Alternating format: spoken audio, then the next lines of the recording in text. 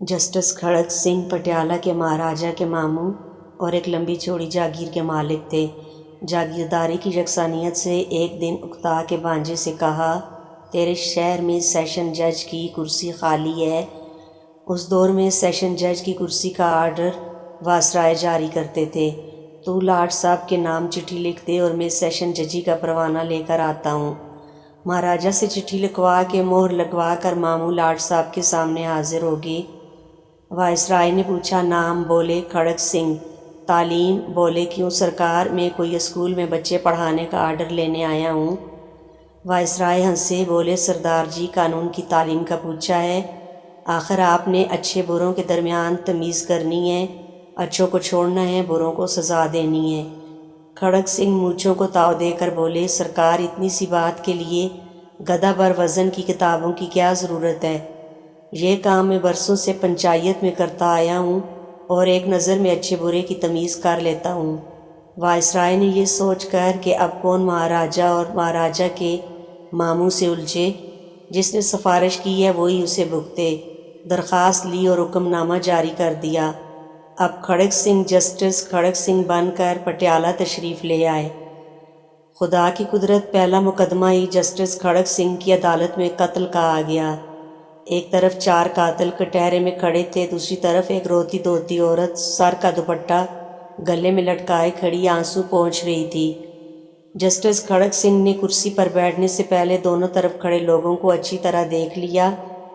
اتنے میں police officer آگے بڑھا اور جسٹس کھڑک سنگھ کے سامنے کچھ کاغذات رکھے اور کہنے لگا، مائی لارڈ، یہ عورت کرانتی کور ہے اور اس کا کہنا ہے کہ ان چاروں نے مل کر اس کی آنکھوں کے سامنے اس کے خاوند کا خون کیا ہے۔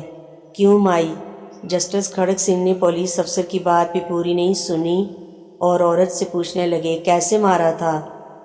عورت بولی، سرکار جو دائیں طرف کھڑا ہے اس کے ہاتھ میں برچا تھا، درمیان والا کسی لے کر آیا تھا اور باقی دونوں کے ہاتھ میں لاٹھیاں تھیں۔ یہ چاروں کماد کے اولے سے اچانک نکلے اور مارا ماری شروع کر دی۔ ان ظالموں نے میرے سر کے تاج کو جان سے مار دیا۔